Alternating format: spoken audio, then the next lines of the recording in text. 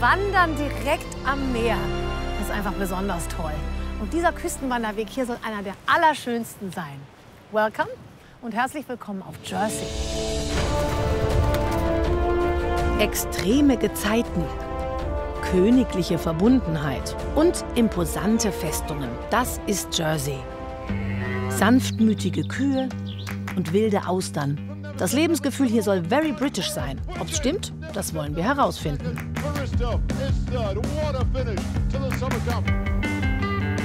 Jersey ist die südlichste und sonnigste der Kanalinseln mit endlosen Sandstränden und einer atemberaubenden Küstenlandschaft.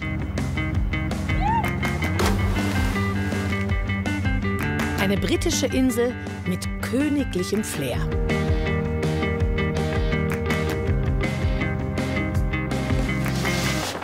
Jersey liegt im Ärmelkanal zwischen Frankreich und England und ist die größte der Kanalinseln.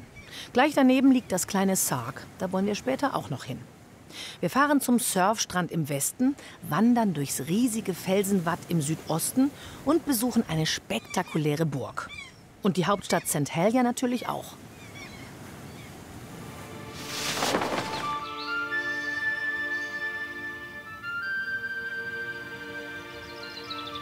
Wir sind unterwegs auf dem Küstenwanderweg im Südwesten von Jersey.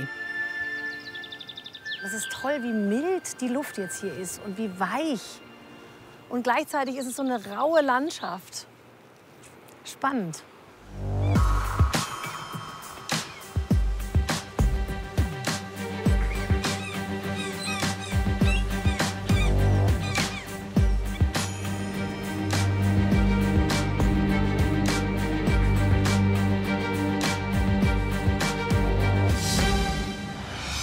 Über insgesamt 11 Kilometer geht es bergauf und bergab. Unser Ziel, der berühmte Leuchtturm von Jersey. Ganz typisch, die Strandbuden unterwegs. Hello. Hello. Hier gibt es Streetfood aus aller Welt.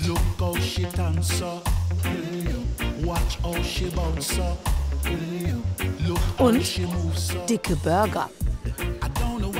About my baby, she never ceased to amaze me.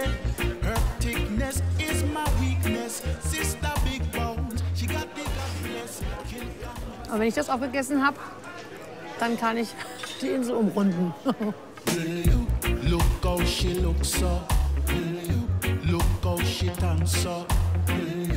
Watch how she bounce so. 13,50 sind's und es ist ja schon was Besonderes jetzt hier. Auf Jersey zahlt man mit eigenem Geld. Das sind die Jersey Pounds, genauso viel wert wie die anderen Pounds.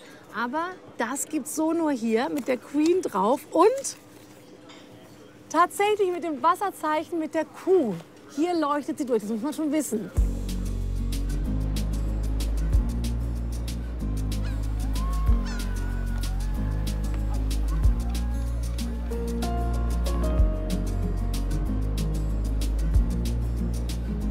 Der warme Golfstrom sorgt dafür, dass auf der südlichsten der Kanalinseln das ganze Jahr ein mildes Klima herrscht.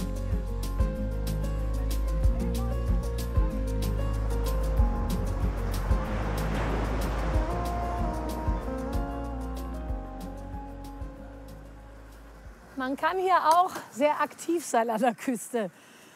Das will ich jetzt mal ausprobieren. Hello. Hey, how you doing? Hey. Du siehst sehr nach Action aus. Ja, wir machen hier Coasteering. Das ist Felsen- und Klippenspringen. Das würde ich auch gerne mal ausprobieren. Dann habe ich ein paar Sachen für dich. Okay. Alex, Sam und ein paar andere vom Team Absolute Adventures werden uns begleiten. Das ist wegen der Felsen. Warum machst du das so gerne? Ich liebe es, mit Gruppen rauszufahren und zu springen. Du siehst die Felsen aus einem anderen Blickwinkel. Die Geologie, die Geografie und wie sich alles immer wieder durch den Gezeitenwechsel verändert. Und ab welchem Alter geht's los? Ist das auch was für Kids? Das geht los im Alter von 8 Jahren. Das sind die Jüngsten. Man muss stark genug sein, mit den Wellen klarkommen und auch schwimmen können. Ja, ganz genau. Ich kriege immer ein bisschen Angst, wenn ich zu viel Zeug anhabe. Dann denke ich, was genau wird die Herausforderung sein? Das hier war jetzt definitiv der schlimmste Teil. Oh Gott, ich will so ein bisschen Respekt habe ich schon, aber let's go. Zum Glück bin ich mit erfahrenen Guides unterwegs, die sich mit Gezeiten und Strömung auskennen. Nach ein paar Minuten haben wir unser Ziel erreicht.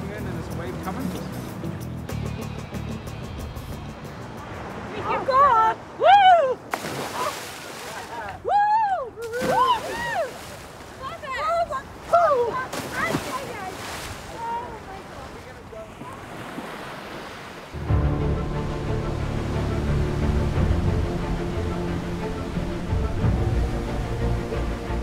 Surfschuhe sind wichtig, die Steine hier sind rau.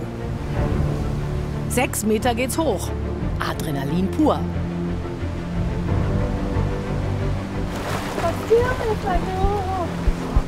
Aber ich bin wild entschlossen.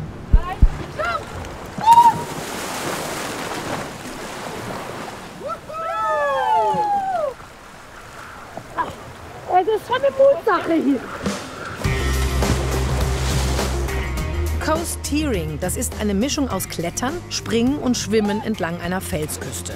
Und jeder in der Gruppe fiebert mit den anderen mit.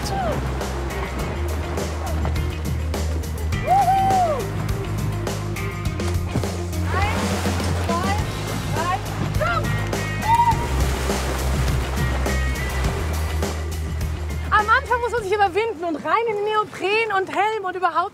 Und wenn es dann mal losgeht und man in den Wellen ist und da hochklettert und sich überwindet und sich das traut, dann ist man so richtig im Flow. Das ist ein tolles, tolles Erlebnis. Thank you so much. Thanks for coming. Yeah.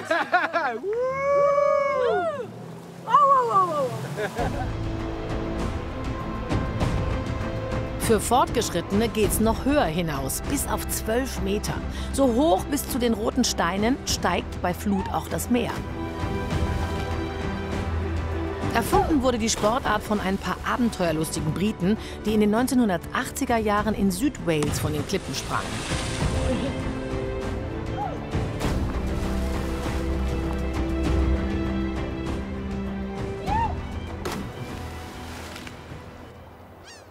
Direkt an unserem Küstenwanderweg, am Strand von St. Brelade, steht eine der schönsten Kirchen der Insel.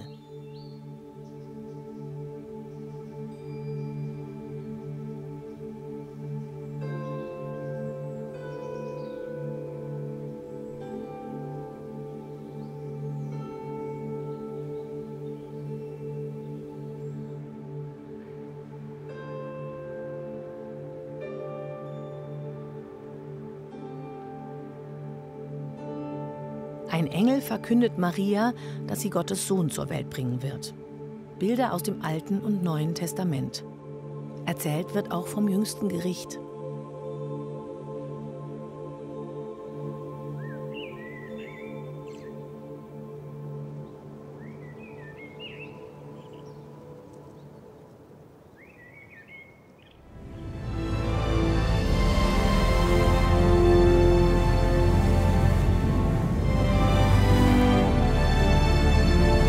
Etwa 4 Stunden Wanderung haben wir unser Ziel erreicht.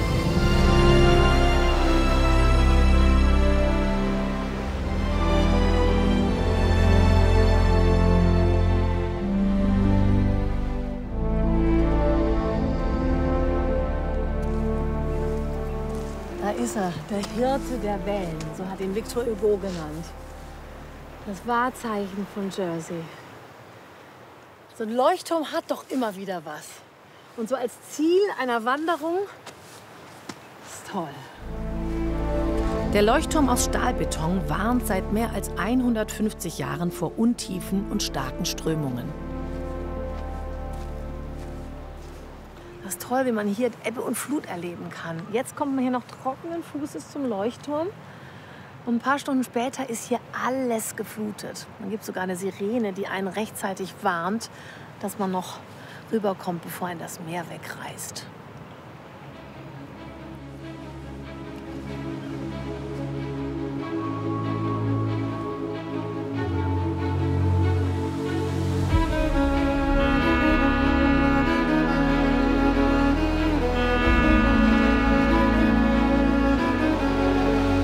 einsetzende Flut kann hier sehr gefährlich werden. 1946 ertrank ein Leuchtturmwärter bei dem Versuch, einen Besucher zu retten.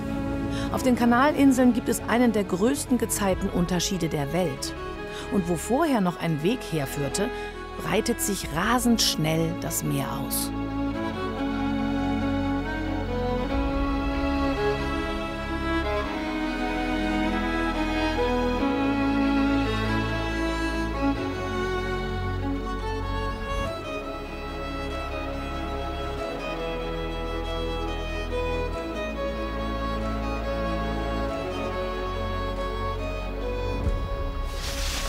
Der Leuchtturm steht übrigens an der südwestlichsten Spitze der Insel. Heute geht's in die Hauptstadt. Danach lernen wir im Landesinneren die berühmten Jersey-Rinder kennen.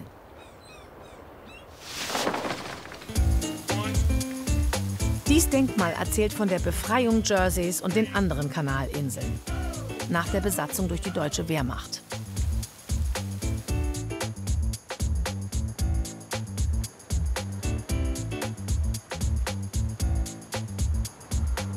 Ein Drittel der 103.000 Inselbewohner leben und arbeiten hier, in Jerseys Hauptstadt. Oh,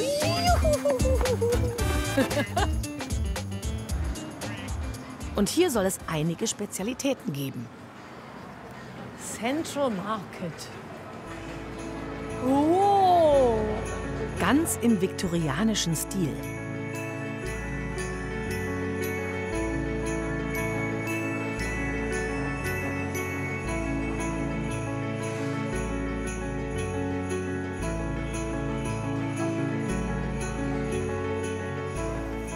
Good morning. Guten Morgen. Sind das die berühmten Kartoffeln?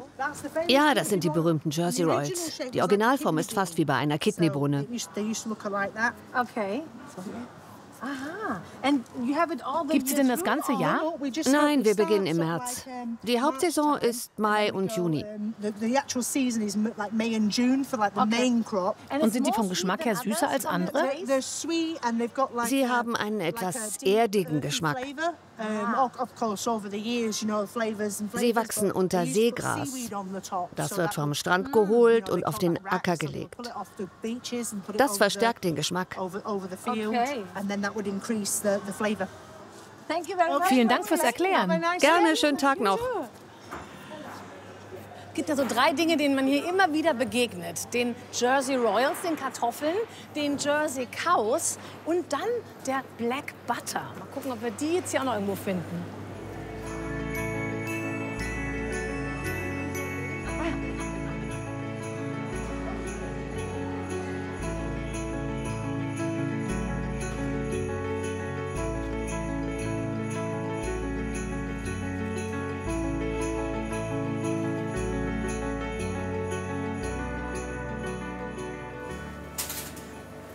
That's Jersey Black Butter.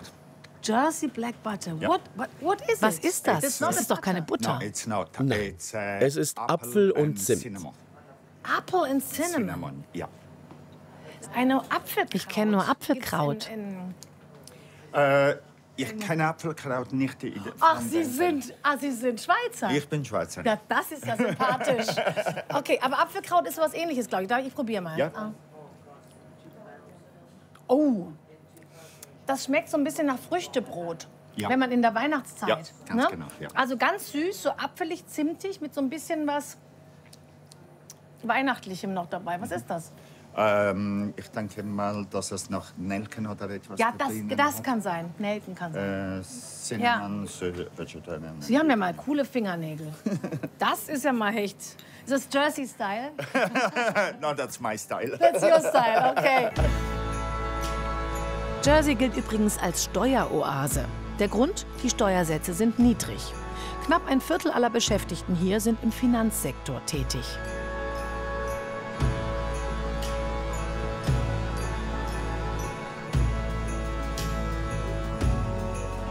In einem der ältesten Pubs sind wir mit einem ehemaligen Banker und Jersey-Kenner verabredet.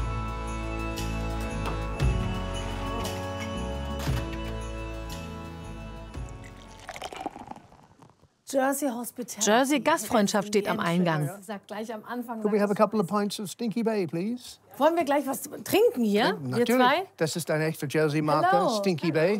Das ist der Name einer Bucht im Westen der Insel. Tatsächlich. Der Seetang sammelt sich, wird nicht immer sofort ausgewaschen. Und deswegen gibt es einen gewissen Geruch dort. Und aus Ironie haben die Leute, die diesen Bier geschafft haben, Stinky Bay genannt. Ach so, also es schmeckt nicht unbedingt nach faulem Tang, oder doch? Nein, würde nicht. Wir werden es testen. Auf Jersey, als wir zur Gesundheit des Königs trinken, sagen wir The King Notre Duc. Notre Duc. Der König, unser Herzog, weil er Nachfolger des Herzogs von Normandie ist. Und deswegen trinken wir zu ihm, weil wir seine Untertanen sind. Wir sind nicht britische Untertanen, wir sind Untertanen des Königs. Bis heute. Bis heute. Very special. So? Notre Duc. Notre Duc. Eine Zeit lang gehörten die Kanalinseln zur Normandie. Man sprach auch Französisch. Also, Tamina, hier haben wir ein gutes Beispiel eines Straßenschilds, der auf Englisch und Französisch ist. Church Street, ja. Aber die zwei bedeuten nicht dasselbe Ding. Als die Engländer so haufenweise gekommen nach ungefähr 1814, um sich zu niederlassen, haben sie gute englische Namen gewollt. Deswegen Church Street, weil wir stehen hier vor der Kirche. Aha, was ganz anderes. Genau. Rue Troscotillon ist aber ein Rat an jungen Damen. Dies war die Zugangsstraße zum Markt. Es war dreckig, es war Dünger, Kot, Reste von Gemüse, Getreide und so weiter. Und deswegen war der Rat an jungen Damen, die Unterröcke zu heben, damit sie nicht schmutzig sein werden. Troscotillon. Also Trousseau de Cotillon und gehen wir die Straße hinüber. Okay, wir nehmen.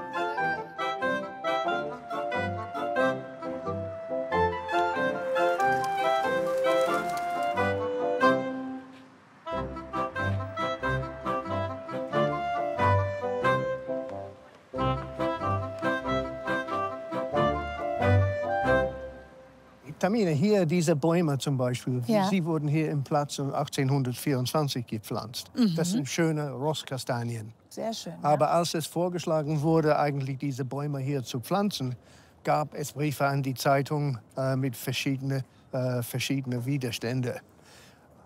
Erstens dachten einige Leute, dass das Zischen der Blätter würden ihren Schlaf stören. Ah, nee. Zweitens, Naheliegend. der Schatten unter den Bäumen würden es Frauen von zweifelhaften Tugend erlauben, dubiösen Männerklienten unter den Bäumen zu treffen. Und drittens, dass der Platz zu französisch aussehen würde. Heute ist die Amtssprache Englisch. Doch gehört Jersey weder zum Vereinigten Königreich noch zu Frankreich, sondern ist der britischen Krone unterstellt. Aber weitgehend autonom, mit eigenem Geld, eigenen Gesetzen, eigenem Parlament.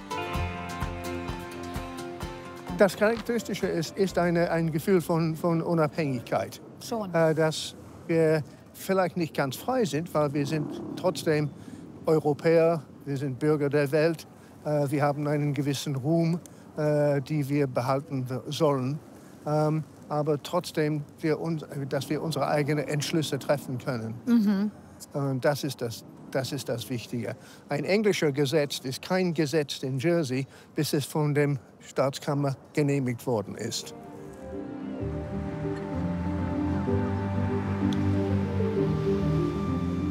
Vor den Toren von St. Helier liegt eine bedeutende Burganlage. Mehr als 400 Jahre lang diente die Wehranlage zur Verteidigung Jerseys.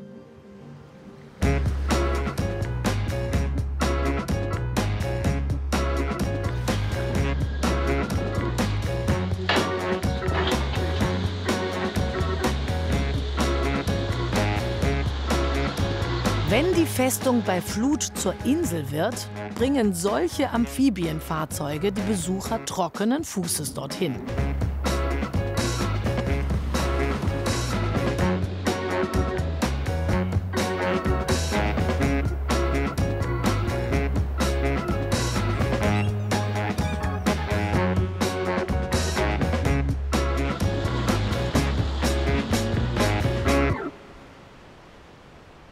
Im Mittelalter waren die Kanalinseln Teil der Normandie.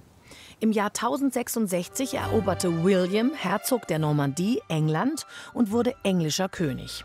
Jahrhunderte später ging die Normandie an Frankreich verloren, aber die Kanalinseln blieben der englischen Krone treu, also in Besitz der Herzöge der Normandie. Diesen Titel tragen bis heute alle Königinnen und Könige von Großbritannien.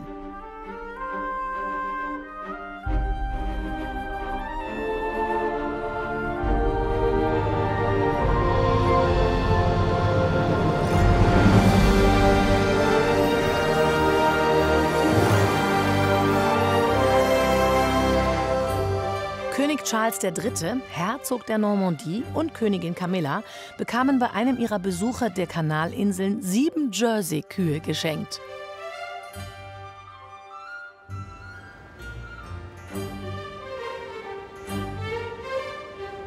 Übrigens, bei Ebbe kann Elizabeth Castle zu Fuß und über einen 750 Meter langen Dammweg erreicht werden.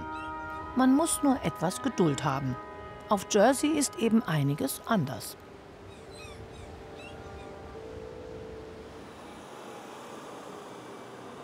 Doppeldecker. Hi, good morning. Hi, good morning. Where are you going? Wo möchten Sie hin? With you. Einfach mit Ihnen fahren. Ich habe gehört, die Busfahrer sollen besonders freundlich sein hier. Yes, we Das are. sind wir. Wie kommt das?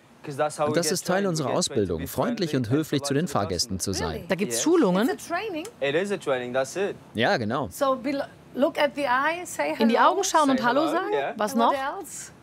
Where are you going? Wo möchten What Sie do you hin? need? Wenn irgendjemand Hilfe braucht, sind wir da, um den Leuten zu erklären, wie sie am besten überall hinkommen. Very nice. Toll. Because that Das makes genau really macht ja den difference, I think, Unterschied. right? I would say Unbedingt. so, yeah. Always like, oh. No, you Du need musst to be freundlich friendly und and höflich sein. Yes. polite. Go under there, and that's it. You're ready to go. So, nach oben. Die Pole Position im Doppeldeckerbus.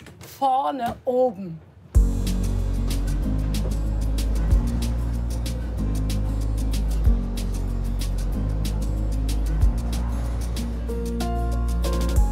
Nicht Notting Hill, aber so ein bisschen. Diese britischen Häuschen hier.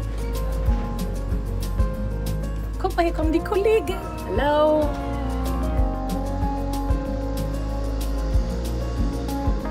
Sieht doch ein bisschen aus wie eine U-Bahn-Fahrkarte. Aber es gibt hier weder U-Bahn noch Straßenbahn. Es gibt eben nur Busse. Aber die bringen einen echt überall hin.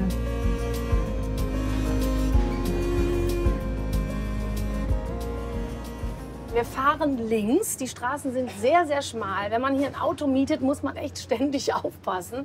Und so sitzt man hier mit bestem Überblick im öffentlichen Bus, kommt überall hin und kann es genießen. Und manchmal fährt er an einen Baum dran, aber das macht dann auch nichts. Erklärt uns ein Busfahrerkollege aus Birmingham. Das ist Busfahrer ist ein guter Job. Es scheint aber auf einer Insel besser zu sein. why? Die sind hier viel freundlicher als auf dem Festland. Auf dem Festland sind mehr Menschen und alle sind ständig in Eile.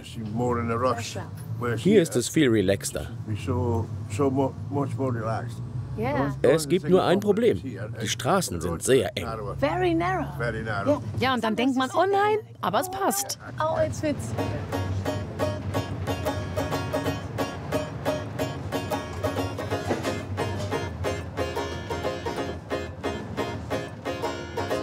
I left my mind in the clouds. I found myself sleeping alone.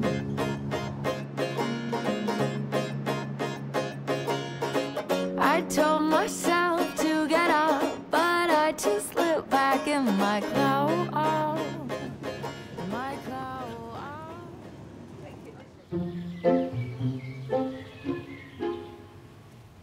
Das ist sie, die berühmte reinrassige Jersey-Kuh. Eine der ältesten Rinderrassen der Welt. Die Abstammung jeder Jersey-Kuh lässt sich bis ins Jahr 1863 zurückverfolgen. Heute gibt es mehr als 30 Herden auf der Insel mit schätzungsweise 3000 Kühen. Jersey Girls werden sie auch genannt. Sie sollen ein sanftmütiges Temperament haben und eine ganz besondere Milch geben.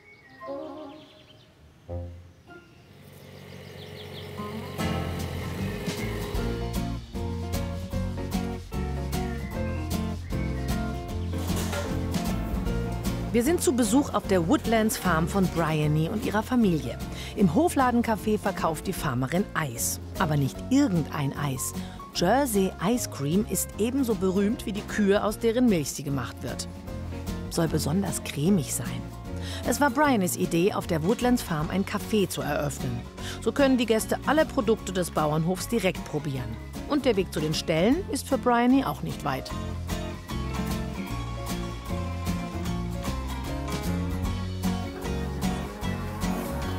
150 Jersey Girls müssen hier jeden Tag versorgt werden. Jede ein bisschen anders, oder? Ja, das stimmt. Jeder hat einen eigenen Charakter. Manche sind aufdringlich, andere scheu. Und wiederum andere haben unseren Kameramann richtig gern.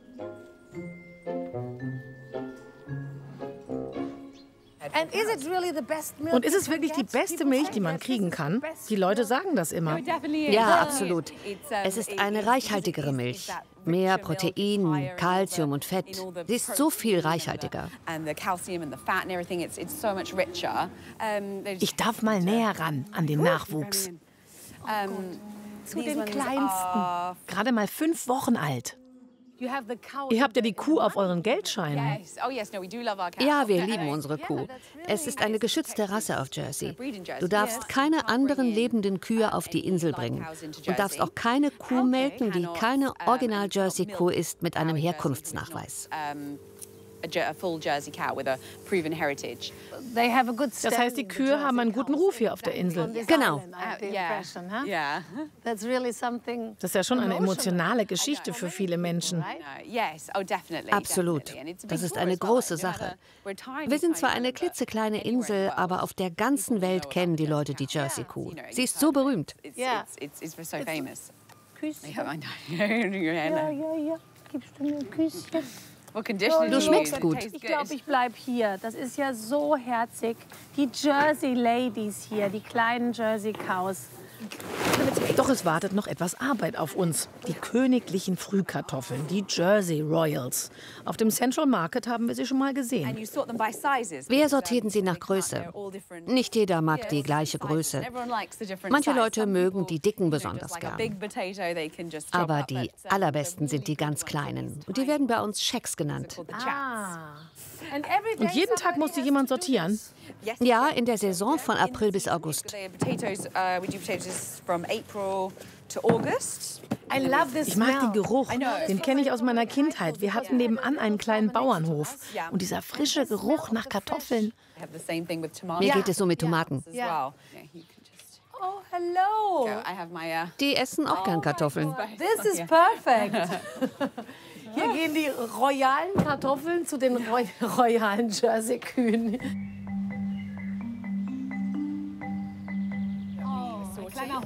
Vor dem Hofcafé können sich die Passanten selbst bedienen. Die berühmten Royal Potatoes und Tomaten kaufen. Für mich gibt's noch eine Überraschung. Oh, und jetzt noch ein Eis. Du hast auch eins. Cheers. What is it? Is it vanilla? Ist es Vanille? Also das ist so ein Gelato wie in Italien. Einfach mit Milch. Milk ice cream. Yes. It's just milk. Du hast ja selten Zeit, ein Eis zu genießen. Vielen Dank. Wandern auf dem Meeresboden. Das erwartet uns gleich im Südosten der Insel. Danach geht's auf Angeltour von St. Helier aus. Wow. Alle 6 Stunden zieht sich das Meer zurück und macht den Weg frei für Austernfarmer und Wanderer. Ja, wir wollen da raus bis zu Seymour Tower. Wir laufen ungefähr 1,5 Kilometer, so ein bisschen mit dem Zickzack. Und auf der Hälfte des Weges, erzählt uns Trudi, steht ein Rettungsturm. Wofür, will sie uns später verraten. Trudi Trox bietet Wattwanderungen an und ist eine Expertin in Sachen Meeresvegetation.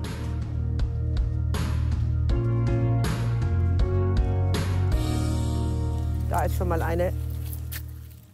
Ah, das sind die Herzmuscheln, Das sind ne? die Herzmuscheln. Die Möwen müssen hochfliegen und sie über Felsen fallen lassen, damit sie aufknacken. Das machen die aber, ne? Ja, Das ist auch ja, ja. clever, ne? Genau, so wie Krähen das mit Nüssen machen oder Geier mit Knochen, machen die Möwen das mit den Muscheln. Toll, die Herzmuschel. Wie heißt sie auf Englisch? Cockle. Cockle. Von dem Lied Cockles and Mussels, Alive, Alive, Ho.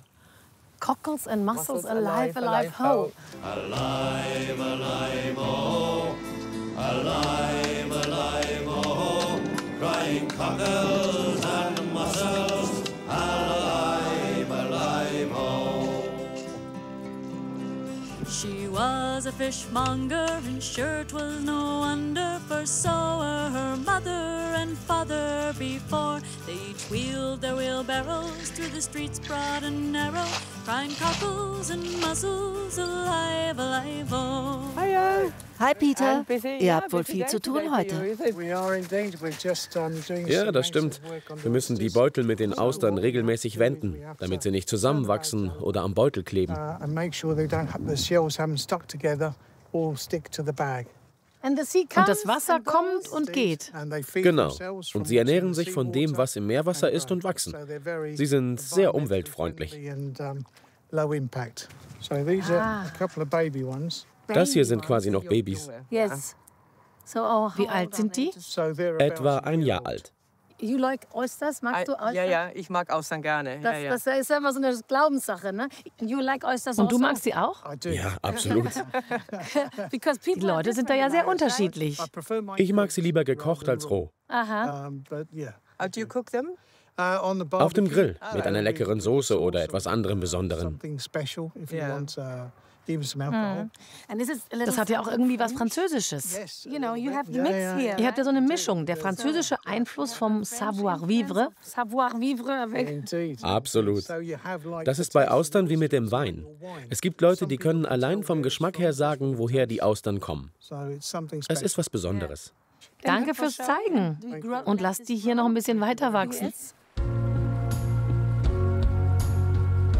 An die 1000 Tonnen werden hier jährlich geerntet. Diese Austernbänke gehören zu den größten der britischen Inseln.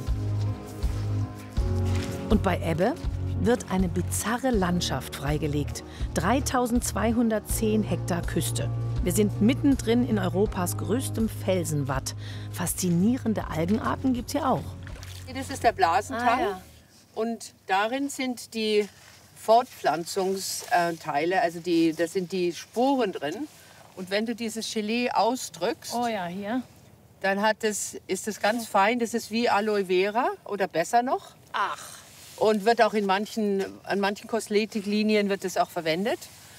Und riecht nicht nach gar nichts, absolut neutral. Hat Sonnenschutzfaktor 15. Ach. Und auch entzündungshemmende Stoffe, wenn du zum Beispiel Arthritis oder Rheuma hast.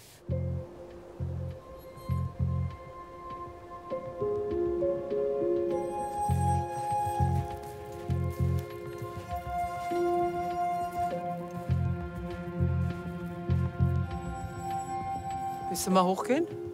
Klar. Bist du schon mal gestrandet hier? Nein, Gott sei Dank nicht. Hier gewunken von da oben. Nein. Bitte, nein. holt mich hier raus. Und du siehst ja auch, wie hoch das Wasser gestiegen ist an dem Seetang, der da... Ja, das ist Seetang. Oh. Ja, das ist Seetang, der da hängt.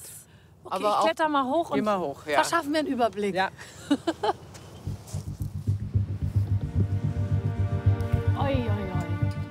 Oh, also das macht man, glaube ich, eigentlich nur in der Not. Ja, absolut. Aber da oben bist du immer sicher. Du bist immer oberhalb des höchsten Niveaus. Hilfe! Schon ein mulmiges Gefühl, wenn man sich vorstellt, dass hier bei Hochwasser rundherum die Wellen schlagen. Dann holt dich die Feuerwehr ab. Die kommen mit den Booten dann? Die kommen mit Schlauchbooten, ja. Oh mein Gott. Aber besser da oben, als dass du schwimmst und an der normannischen Küste landest.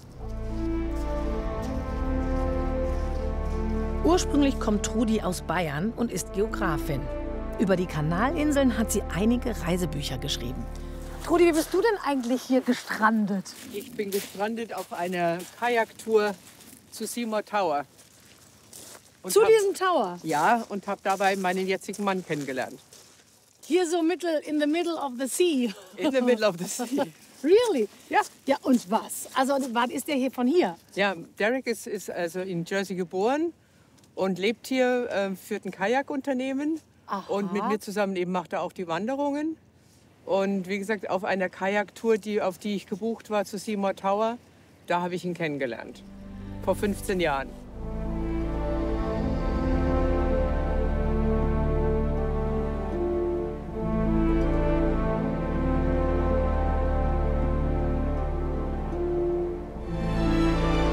Ein beeindruckendes Bauwerk, bei Hochwasser vom Meer umflutet.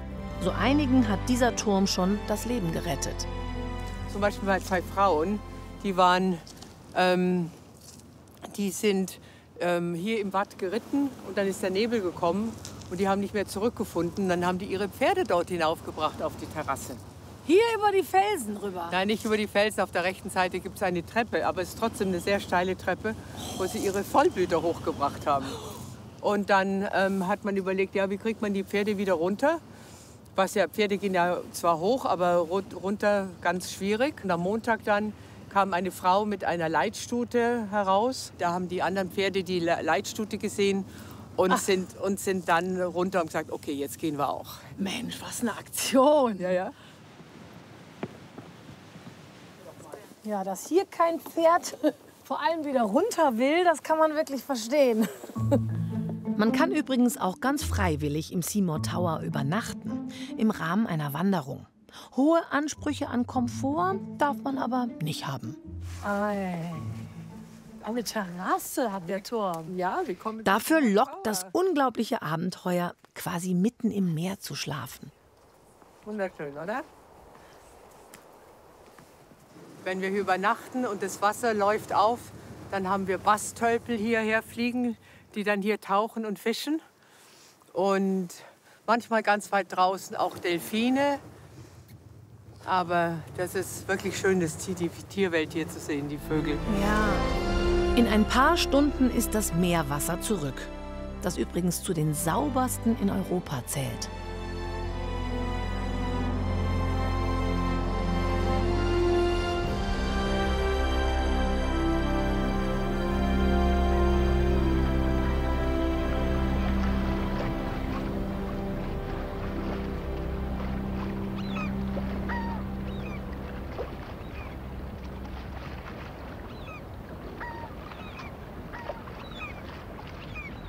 Hello. Hello. Whoa, that's adventurous here. Tamina, that's Gabby. Gabby, yes. And Leighton. Leighton, okay. There we go. So, geht jetzt raus aufs Meer. You can look the part now. Yeah.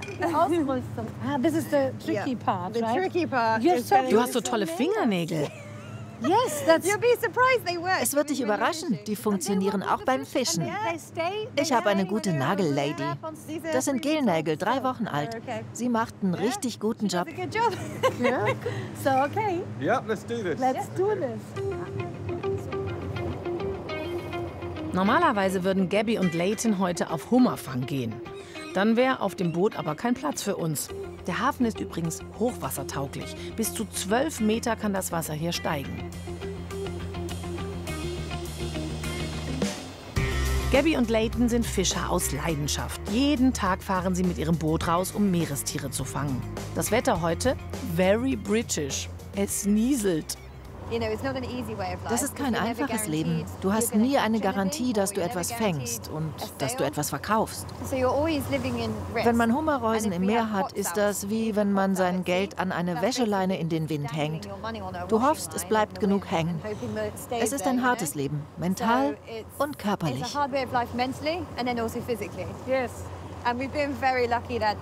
Als Paar sind wir sehr glücklich und können gar nicht ohne einander. Wir leben zusammen, arbeiten zusammen, sind 24/7 zusammen. Wenn wir eine Stunde getrennt sind, müssen wir schon wieder telefonieren oder uns Textnachrichten schreiben.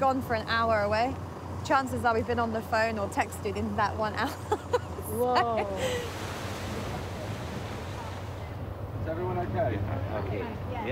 Er will jetzt Gas geben.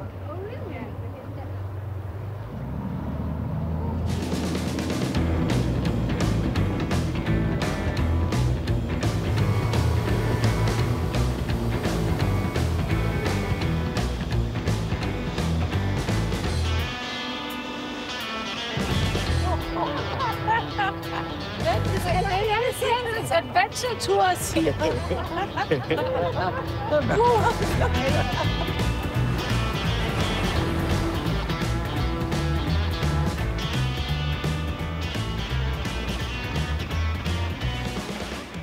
Und du bist von hier, ja? Ja, ich bin von der Insel. Und die Insel hat dich zum Fischer gemacht. Ja, ein Mann des Meeres. Hast du irgendwann gespürt, dass das dein Ding ist? Ja, ich wollte mein eigener Boss sein. Ich liebe das Meer und könnte keinen Tag nur an Land verbringen. So bin ich dann ganz schnell aufs Boot gekommen. Kennengelernt haben sich die beiden übrigens im Pub und waren dann direkt zusammen fischen.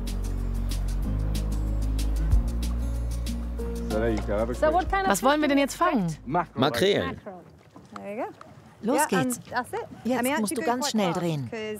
Denn Makrelen lieben die Jagd. Wenn du Delfine siehst, weißt du, dass hier auch Fische sind. Und dann hast du eine große Konkurrenz. Delfine sind bessere Fischer als wir.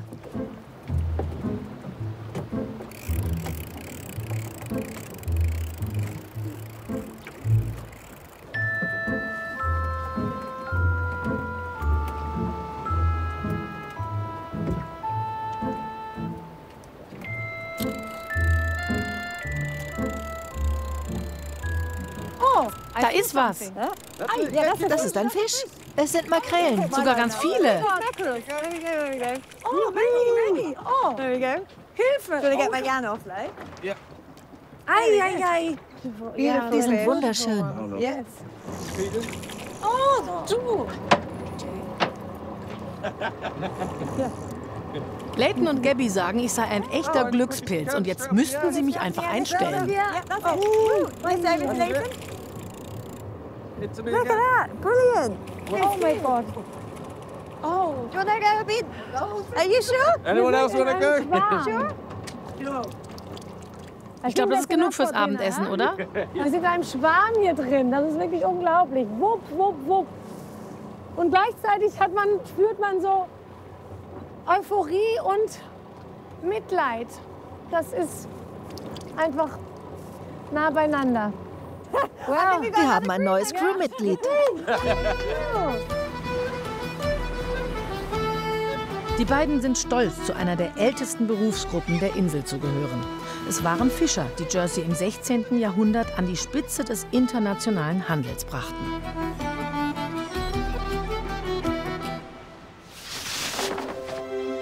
Im Hafen starten auch die Fähren zu den anderen Kanalinseln. Wir wollen die kleine Insel Sark besuchen, 38 Kilometer nordwestlich von Jersey.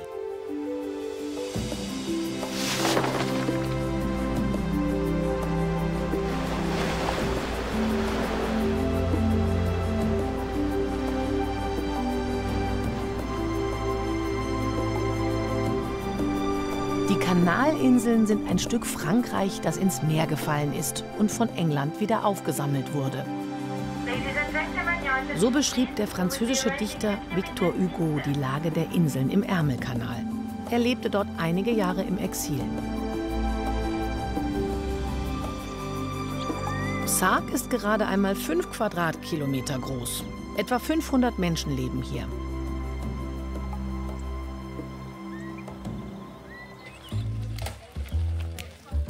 Die meisten Besucher mieten sich nach der Ankunft Fahrräder, denn Sark ist autofrei.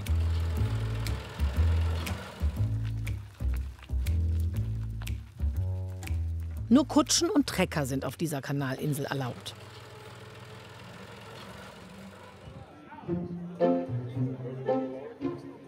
Einmal im Jahr ist Sark der Austragungsort für ein bedeutendes Rennspektakel.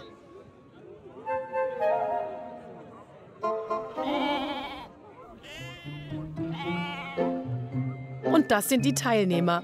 Wie bei einem Pferderennen kann auch hier gewettet werden. Und die Jockeys sind freundliche Plüschtiere.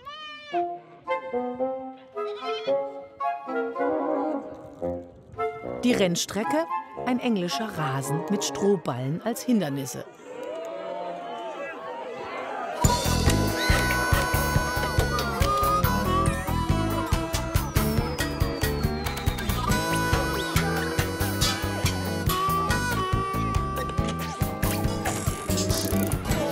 Das Schafrennen dient einem guten Zweck. Die Wetteinnahmen gehen in die medizinische Versorgung der Inselbewohner. Denn eine Krankenversicherung gibt es hier nicht.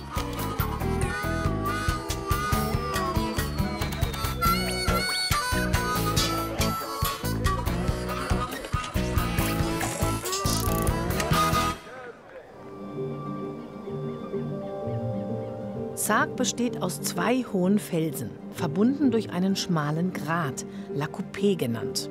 Die Brücke darf nur zu Fuß überquert werden. Knapp 80 Meter geht's rechts und links in die Tiefe. Früher, bei Sturm, mussten die Kinder aus Little Sark auf ihrem Schulweg auf allen Vieren über die Brücke kriechen. Mittlerweile gibt es ein Geländer.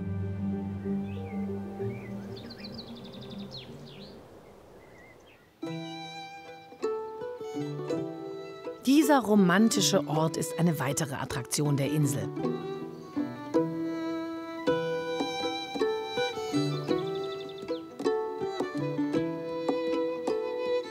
Das Herrenhaus soll zu den schönsten Anwesen auf den Kanalinseln gehören und war jahrhundertelang Sitz von Sarks Feudalherren. Die dazugehörenden Gärten sind preisgekrönt und für die Öffentlichkeit zugänglich.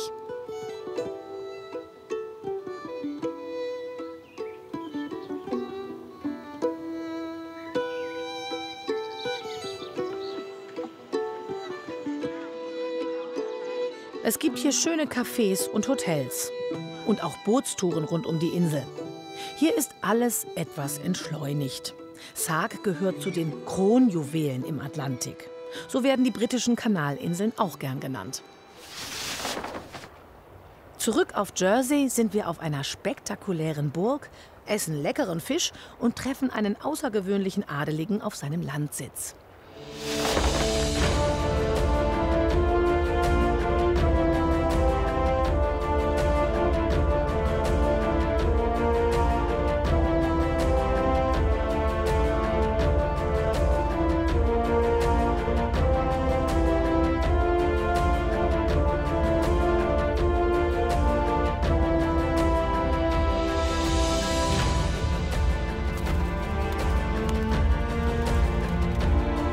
Gerade mal 25 Kilometer von der französischen Küste entfernt steht Jerseys älteste Burganlage.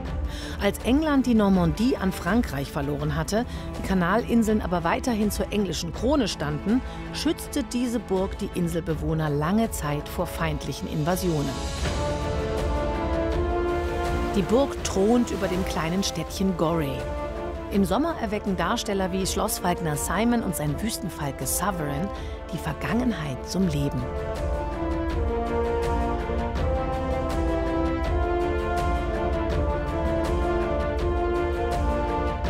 Geschichtsträchtige Orte wie dieser werden vom Verein Jersey Heritage erhalten und für Besucher spannend gemacht.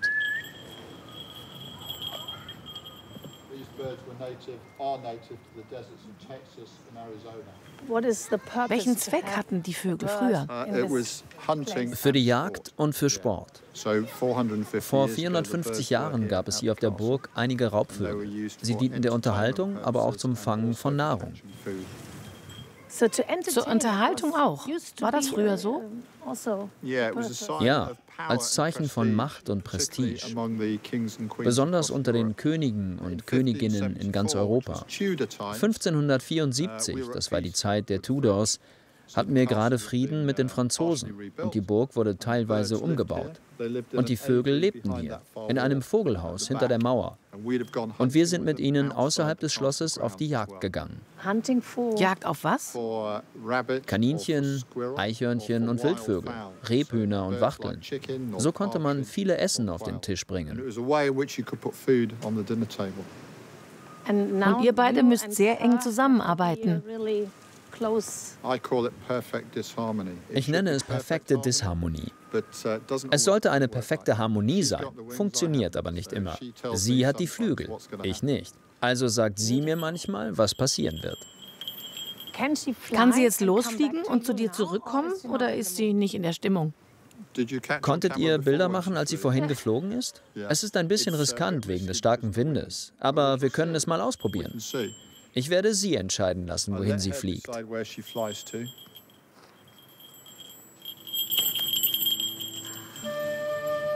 Ein kurzer Flug auf große Rundflüge hat Falkendame Sovereign heute keine Lust mehr.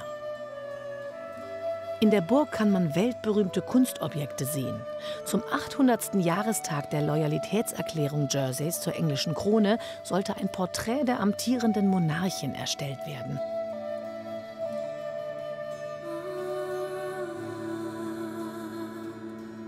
Der Künstler Chris Levane erschuf das erste holographische Porträt von Elisabeth II.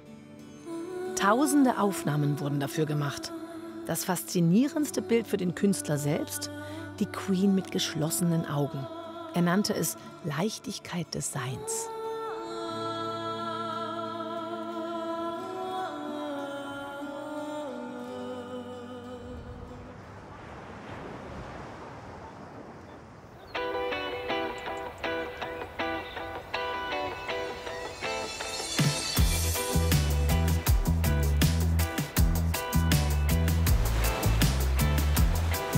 Diese kleine Bucht ist noch ein echter Geheimtipp. Idyllisch gelegen mit einem kleinen Restaurant, in dem es Spezialitäten aus dem Meer gibt.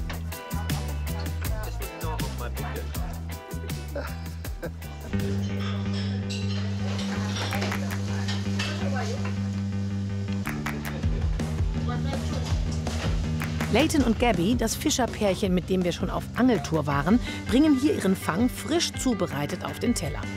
Zum Beispiel Makrele mit Jersey Royals, den königlichen Inselkartoffeln.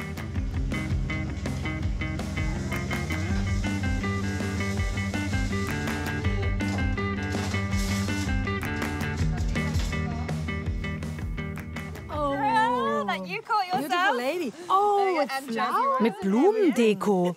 Wie schön. Und das ist jetzt? Das ist die Makrele, die du gestern gefangen hast. Amazing. Und wenn ihr Feierabend habt, dann hüpft ihr auch mal ins Wasser? Ja, sobald Feierabend ist, geht das ganze Team hier schwimmen.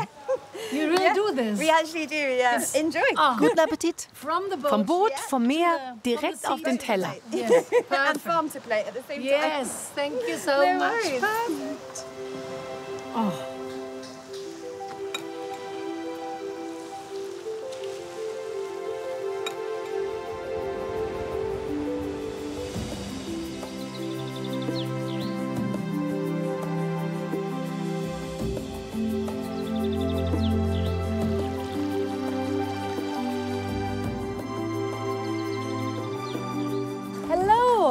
Tamina.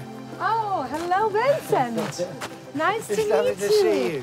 How may Wie soll ich Sie ansprechen? Sie haben ja einen Adelstitel. Da sagt man doch nicht einfach Herr, oder? Nennen Sie mich Vincent. Das ist am einfachsten. Okay, call me Tamina. Dann nenn mich Tamina.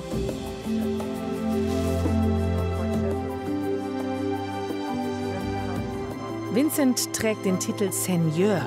Das ist eine Art Landadel auf den Kanalinseln. Er ist Besitzer dieses prächtigen viktorianischen Herrenhauses. Es gehörte mal einem millionenschweren Reedereibesitzer mit Namen Sir James Knott. Das Wichtigste ist, nachdem er das Haus 1924 gekauft hat, heiratete er 1932 eine sehr viel jüngere Frau, meine Mutter. That's the connection. Er war der erste Ehemann meiner Mutter. Von ihm hat sie das alles geerbt. Als sie im Alter von 93 Jahren starb, hinterließ sie mir das Anwesen. Und wenn du aufwachst, laufen hier überall Leute rum. Du teilst diesen Ort mit anderen. Irgendwie nett. Also, ich würde es mal so sagen, mir gehört das große Haus und der große Garten. Aber eigentlich besitzt es mich, weil wir unser Leben mit Gästen und Besuchern teilen. Yes.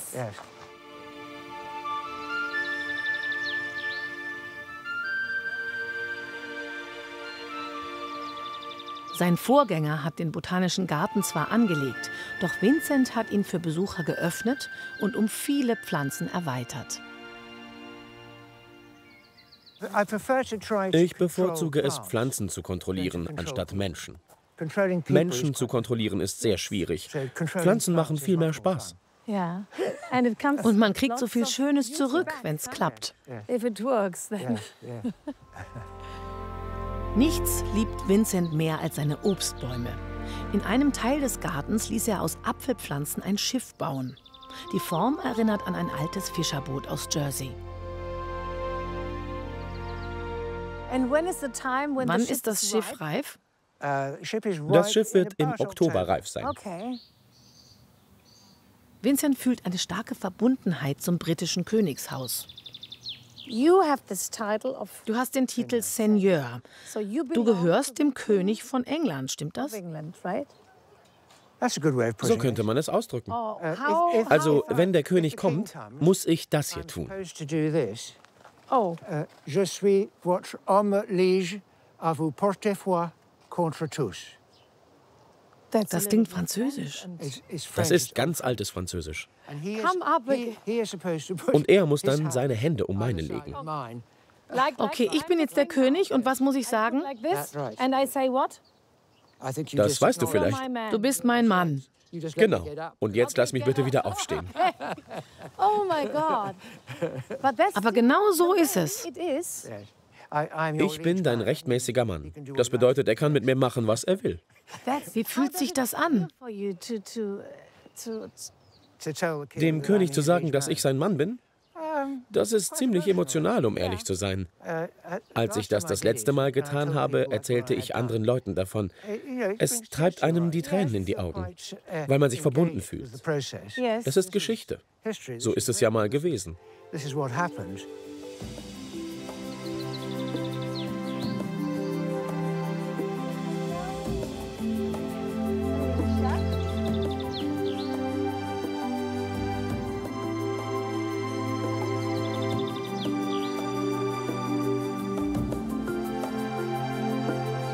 Wer den Botanischen Garten besucht, muss sich unbedingt mal ins kleine Gartencafé Rosal Bay Tea Room setzen. Hier soll es den besten Cream Tea der ganzen Insel geben.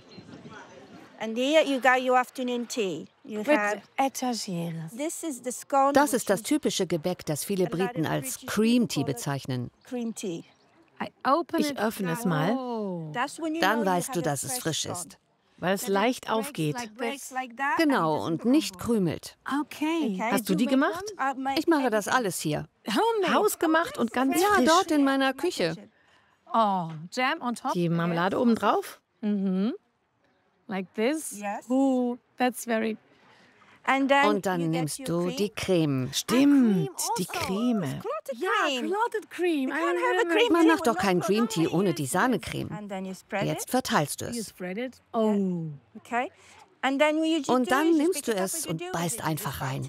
Just bite it. Just go for it. Now, okay, I go for it. Also ich probiere es jetzt. Is that right? Diese süße Inseltradition kann einem durchaus mal die Sprache verschlagen.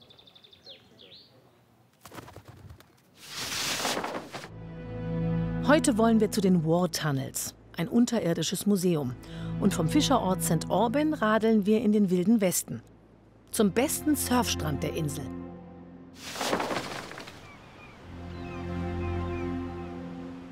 Während des Zweiten Weltkriegs waren die britischen Kanalinseln 5 Jahre lang von der deutschen Wehrmacht besetzt. Noch heute existieren viele der alten Bunker aus dieser Zeit.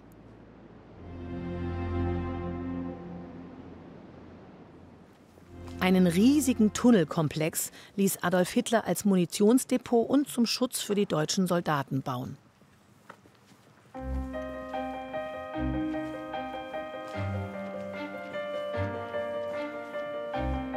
Heute kann man hier tief in die Geschichte eintauchen. Alles beginnt mit der Evakuierung der Insulaner am 19. Juni 1940. An diesem Tag mussten die Menschen eine wichtige Entscheidung treffen: die Insel verlassen oder bleiben. Sie hatten nur ein paar Minuten Zeit. Was packst du ein, wenn du nur eine Tasche mitnehmen darfst?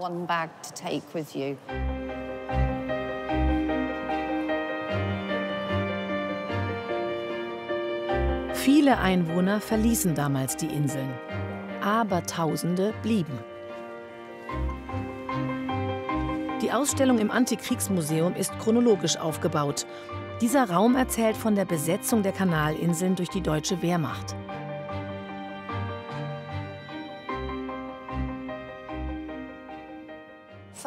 Am 1. Juli 1940 wurden wir erobert. Die Invasion hatte begonnen.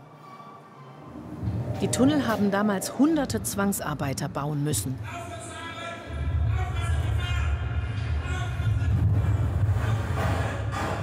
Unter unmenschlichen Bedingungen. Die meisten waren russische Gefangene. Du spürst richtig den Wind und erlebst alles sehr intensiv.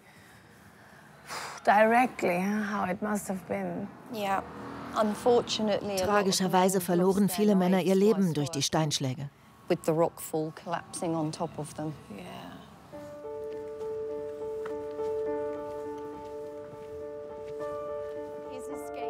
Es gab 140 Fluchtversuche. Einige Menschen ertranken, andere wurden verhaftet. Manche Bewohner gingen große Risiken ein, wie Louisa Gould. 18 Monate versteckte sie einen entkommenen russischen Zwangsarbeiter in ihrem Haus. Sie wurde von der deutschen Geheimpolizei in Jersey verhaftet und ins Konzentrationslager Ravensbrück in Deutschland gebracht, wo sie 1945 starb. Dadurch, dass wir ihre Geschichte erzählen, wird man diese Menschen niemals vergessen für ihren Mut.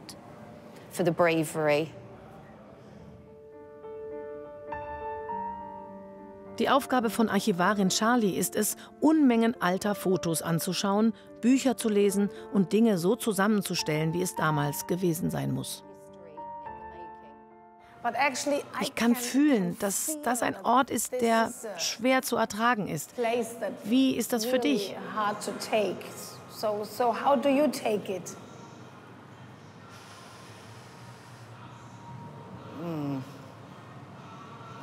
Ich muss da mal kurz drüber nachdenken.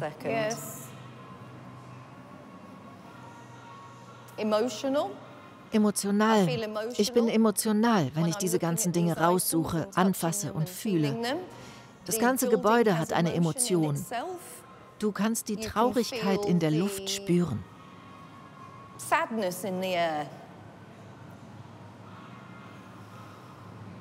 And does it help you to Hilft es dir, dass es Sinn macht, anderen Menschen all diese Traurigkeit zu zeigen? In der Hoffnung, dass wir Menschen begreifen, dass sich Geschichte nicht wiederholen darf. Komm bitte rein und setz dich. Hier geht es in einen Luftschutzbunker.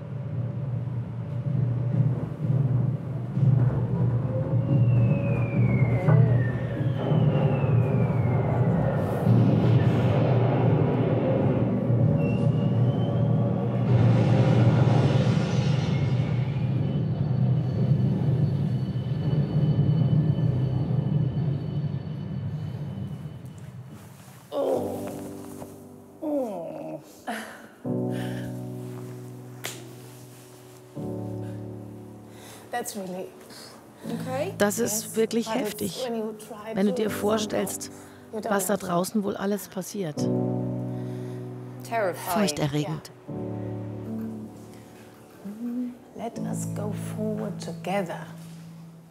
Es war der 8. Mai 1945, als der britische Premierminister Winston Churchill eine seiner bedeutendsten Reden hält.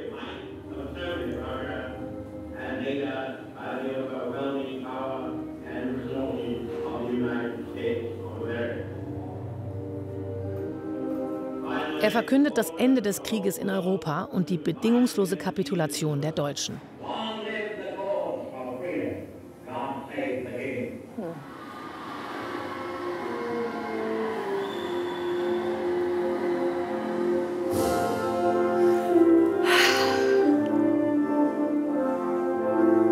Auf Jersey versammeln sich tausende Menschen und hören aus Lautsprechern von ihrer Befreiung.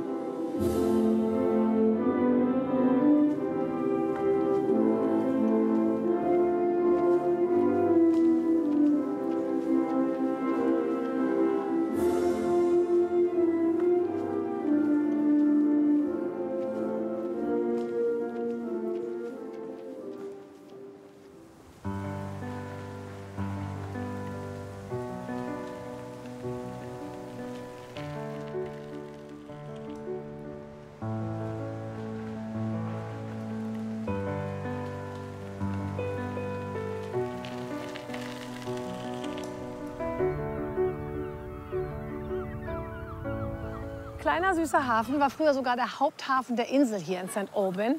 Und jetzt ist es ein ganz beliebtes Örtchen.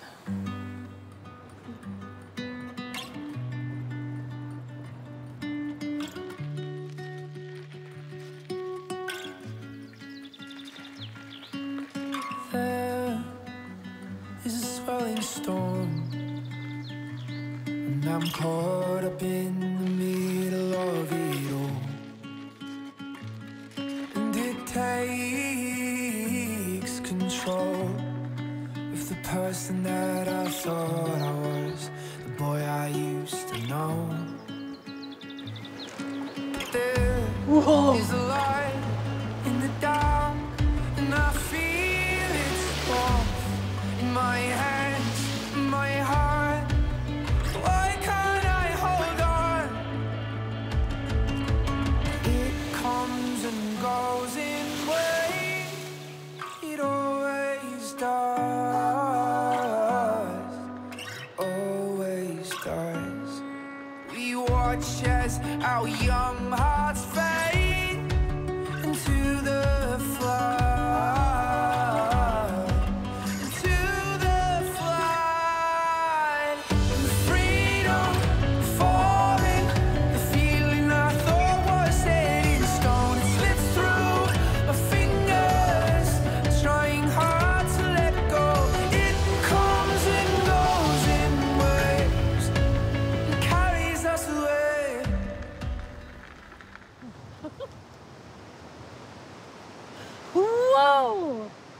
Hier gibt's die tollsten Wellen. Und das ist ja schon seit den 1920er Jahren ein Eldorado für Surfer. Und das wollen wir uns morgen ansehen.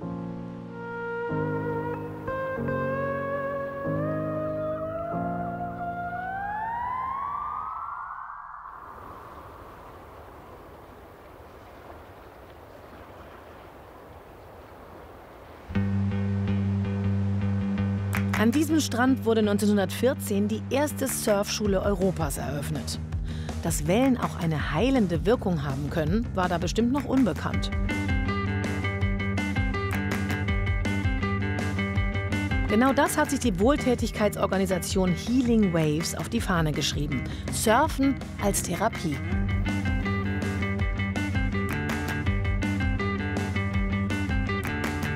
An diesem Tag sind es Schulkinder mit einer neurologischen Beeinträchtigung, die surfen lernen wollen.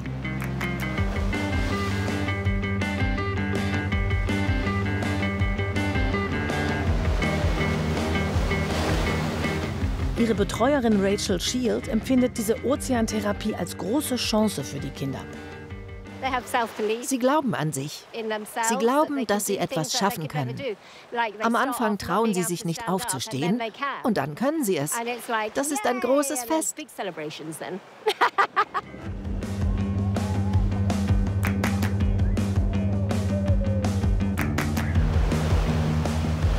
Das Helferteam besteht aus Pflegern und Wassersportlern.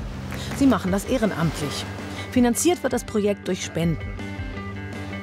Früher gab es hier keine Angebote dieser Art für Menschen mit Beeinträchtigungen.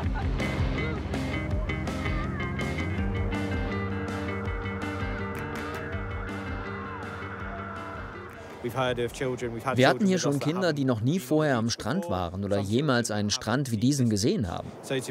Wir finden es so wichtig, ihnen diese Erfahrung zu ermöglichen, die Natur mit all ihren Farben zu erleben. In unserer Generation ist das verloren gegangen. Und wir können das zurückbringen. Für mich ist Wellenreiten das schönste Gefühl, das es gibt. Ich habe selbst spät mit dem Surfen angefangen. Ich wünschte, es wäre früher gewesen.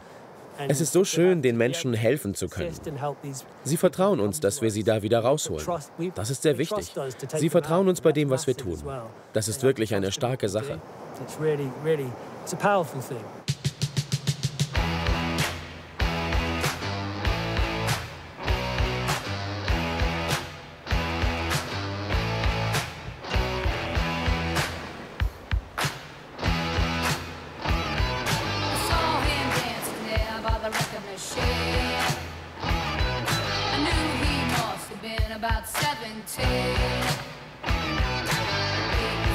Strong, play my favorite song.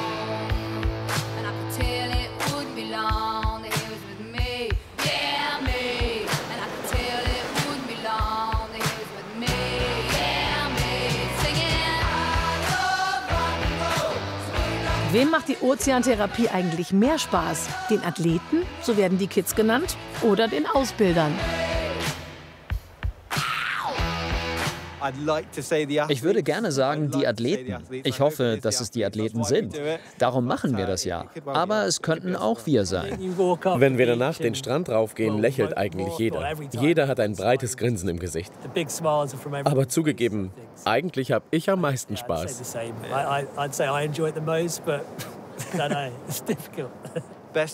Jeder Tag ist der beste Tag.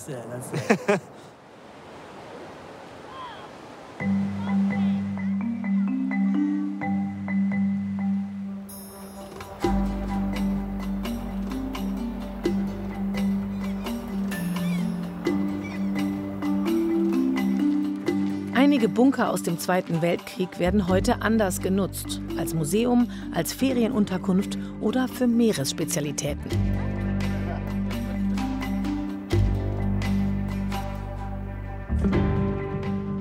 Dieser Bunker hat 2 Meter dicke Wände und wurde auf Felsen gebaut. Im Inneren ist es immer kühl, erzählt uns Besitzer Sean Faulkner. Das sei gut für die Schalentiere, die er hier hält.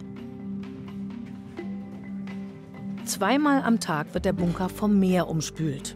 Und neben dem Einblasen von Luft wird dann auch frisches Meerwasser nach innen in die Tanks gepumpt.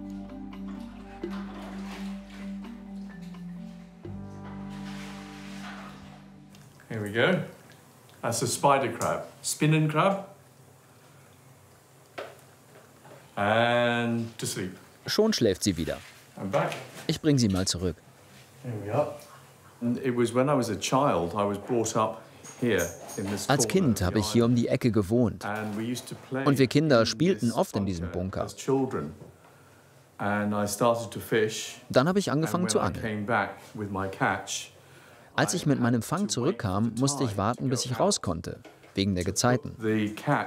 Und ich habe meinen Fang in den Schatten des Felsens gelegt. Dann habe ich zum Bunker hochgeschaut und mich gefragt, ob ich das umbauen kann, um Schalentiere zu verkaufen. Als ich Mitte 20 war, baute ich das Ganze um, quasi zu einer Lagerhalle für Schalentiere. Die Behörden gaben mir die Erlaubnis. Ich belieferte Restaurants und Hotels und irgendwann fragten mich die Leute, ob man die Meerestiere auch direkt essen kann. Und ich sagte, ja. Zumindest immer dann, wenn auch das Wetter mitspielt. Jetzt geht's zu einem der ältesten Bauwerke der Welt. Anschließend machen wir eine Wanderung im Norden zu spektakulären Klippen. Und spannend wird's auch auf der Pferderennbahn.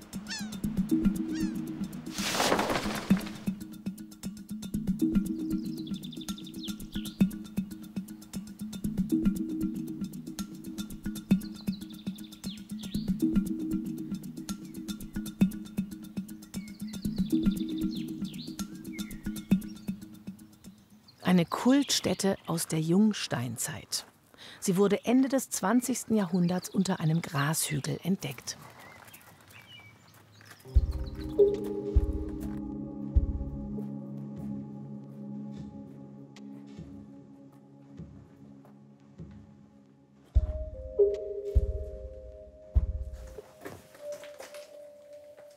Feucht und kühl hier drin. Der Gang endet in einer antiken Kammer. Dies war ein heiliger Raum für Rituale und Zeremonien. Die riesigen Felsblöcke stammen vom Osten der Insel. Man fand Skelettreste, Feuersteinwerkzeuge und Steinperlenketten.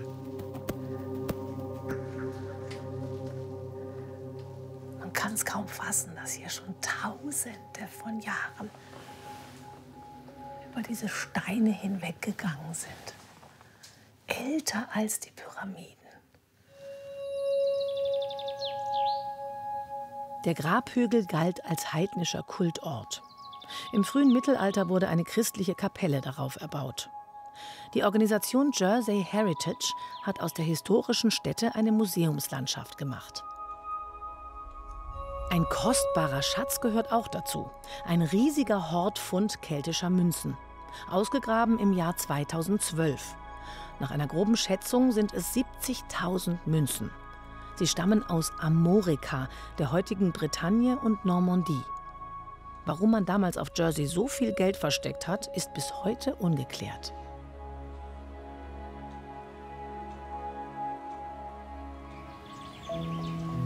Zum Museum gehört auch ein neolithisches Langhaus. Dort wird gezeigt, wie das Leben in der Jungsteinzeit war.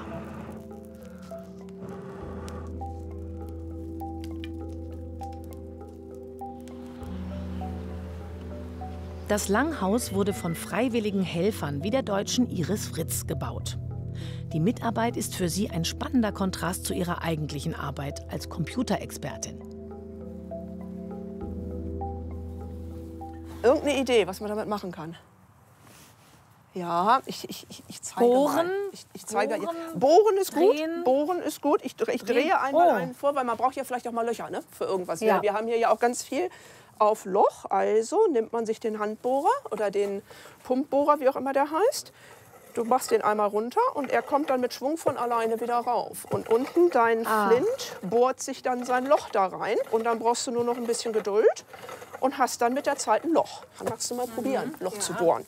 Dann lasse ich dich da mal hin. Warte. Hier eintauchen in die Geschichte. Das genau. Und jetzt müssen wir den einmal einfach mal hochdrehen, genau, dass er ein bisschen Schwung drauf kriegt. Und jetzt einfach die Hände da drauf und einmal runter machen. Und hier halten? Nee, nicht halten. Einfach nur runter machen und hoch geht er von alleine wieder. Hoch lässt du ihn einfach alleine laufen. Und so einfach geht Löcher bohren in der Steinzeit. Ja, obwohl man da sicher auch eine Stunde braucht, bis es durch ist, oder? Ja, also ein bisschen Zeit muss man mitbringen. Eine darf man nicht sein, sag ich mal. Dafür klingt das aber auch deutlich besser, als wenn wir da die elektrische Bohrmaschine nehmen, sag ich mal. So für den Gehörgang ist das, finde ich, das angenehmer. Ja, und das ist ja clever überlegt, ne? Diese Technik. Das Langhaus ist ein Replikat, also ein Nachbau aus der Jungsteinzeit, erzählt uns Iris. Die Menschen damals beherrschten feine Techniken und hatten kluge Ideen fürs alltägliche Zusammenleben. Der Rauch sorgt natürlich jetzt auch dafür, dass man nicht so viele Holzwürmer ins Holz kriegt und dass sich im Dach nicht irgendwelche Ratten und Mäuse oder sowas einnisten. Wenn wir hier in der Steinzeit drin leben würden, im Neolithikum, ist das unsere Heizung, unsere Lichtquelle. Wir würden darauf kochen. Und geschlafen hat man dann auch? Geschlafen hat man wahrscheinlich auf dem Fußboden, hier so um die Feuerstelle drumherum. Ja, das ist ja schon faszinierend, so einzutauchen in so ein Leben, was so lange her ist und doch schon so viele Möglichkeiten hatten offensichtlich. Wir fahren in den Norden von Jersey und treffen Trudi wieder. Sie will uns einen spektakulären Küstenpfad zeigen.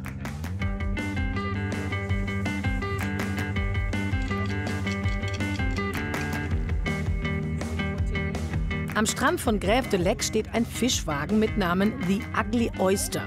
Hässliche Auster. Den Besitzer kennen wir schon. Hello again. Hi. Austernfarmer Peter. Fine. Wir hätten gerne ein halbes Dutzend Austern, um Kraft für unsere nächste Wanderung zu sammeln. Dann seid ihr hier genau richtig. Das sind die Austern, die ihr vor ein paar Tagen im Felsenwatt gesehen habt. Genießt es. Yes, that's a very good idea. Wie sollen wir sie am besten essen? Das hier ist die Expertin, die Mutter der Schalentiere. Was würdest du empfehlen? Also ich mag sie am liebsten roh, ohne irgendwas. Aber ihr könnt gerne auch etwas Zitrone dazu nehmen oder eine Mignonette-Soße aus Wein und Schalotten. Oder Tabasco. Ist auch sehr beliebt. Oh, ein bisschen Zitrone oben drauf träufeln. Und jetzt, oh Gott, in den Mund. Kommt der Moment. Ja.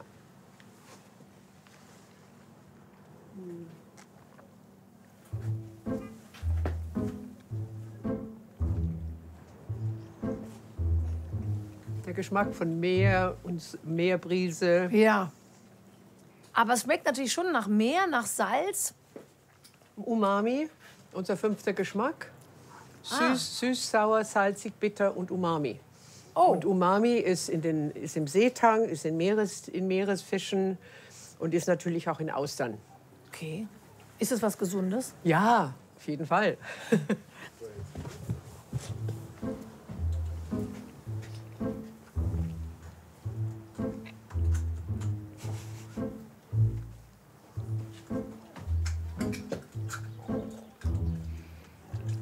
Wirklich gut. Taste of Jersey. Der Geschmack von Jersey.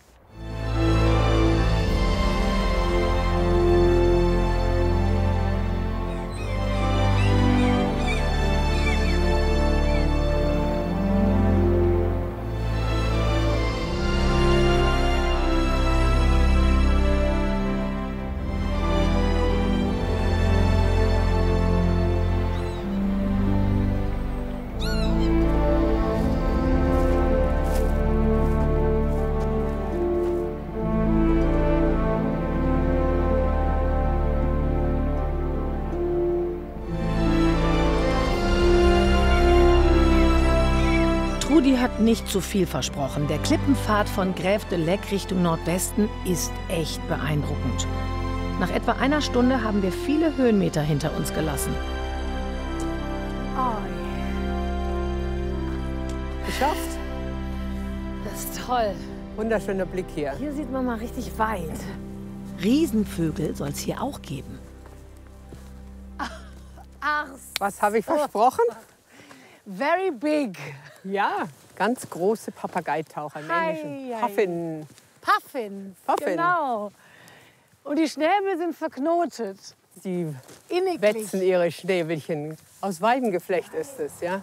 Eine englische Künstlerin gemacht, ist vom National Trust finanziert worden und ist also ein ganz schönes Denkmal für unsere Puffins, die es hier früher zu Hunderten gab. Ja.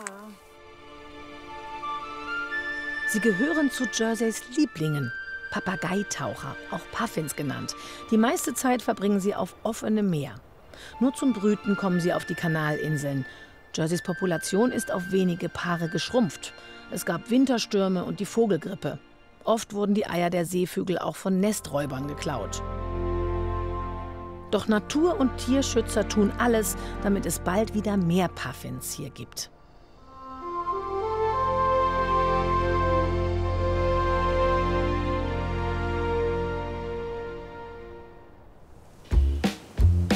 Ein paar Klippen weiter.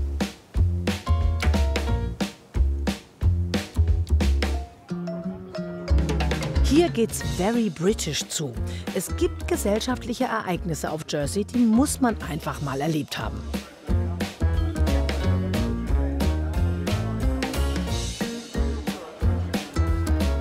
Im Sommer treffen sich hier auch die Schönen und die Reichen. Pferderennen haben in England eine lange Tradition.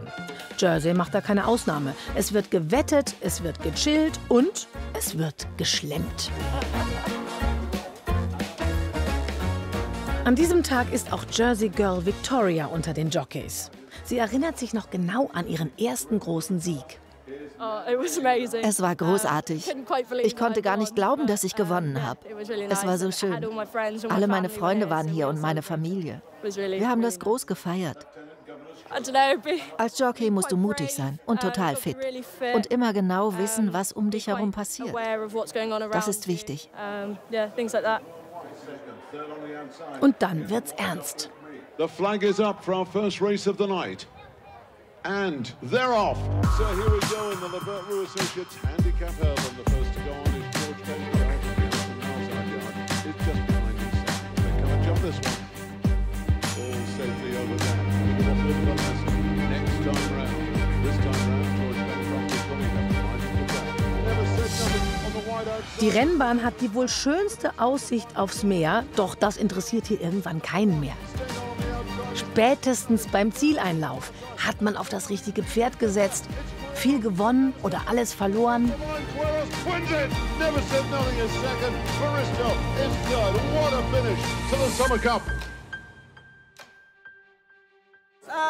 Ich denke, es waren 100 Pfund. Bei mir waren es 150. Ist doch nur Geld. Sein Geld. Ich habe ein reiches Leben, weil ich diese Jersey Girls habe. Ansonsten bin ich jetzt arm.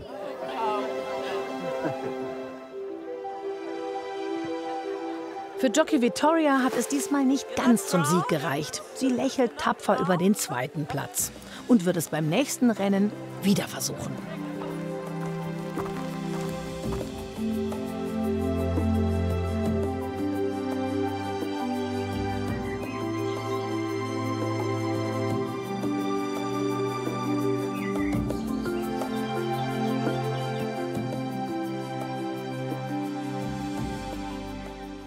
Mit der unterschiedlichen Heide. Schau mal. Da die Kissen hier. Ja, die Knöckchenheide hier mit dem intensiveren. Ja. Und daneben die Besenheide, die so längere Blütenrispen hat. Genau. Wir sind angekommen.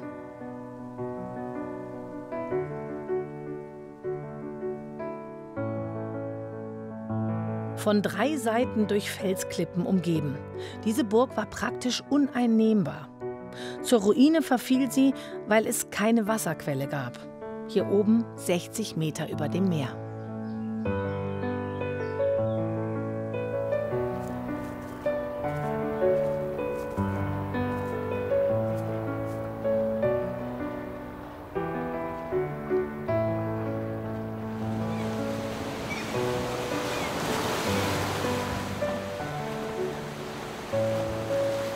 Es ist fantastisch, Trudi. Und man spürt, dass du hier wirklich angekommen bist auf der Insel. Oder was bedeutet diese Insel für dich?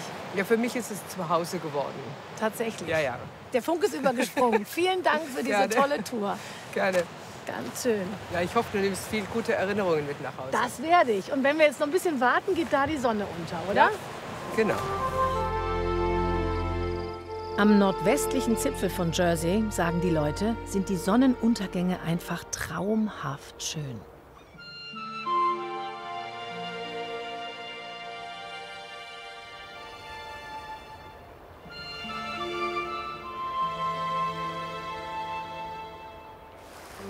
Die Sonne scheint viel auf der größten Kanalinsel, aber auch nicht immer. Da hilft nur eins. Da habe ich mich schon die ganze Reise drauf gefreut. Fish and Chips, bisschen frischer Zitrone, manche machen noch Essig drauf. Warm und knusprig, herrlich. Und dann ist das Wetter auch völlig egal. Hauptsache am Meer. Schön was auf Jersey. Ich hoffe, es hat Ihnen gefallen. Vielleicht haben Sie ja Lust gekriegt, hier auch mal Urlaub zu machen. Und ich sage jetzt take care und bis zum nächsten Mal. Das esse ich jetzt ganz alleine.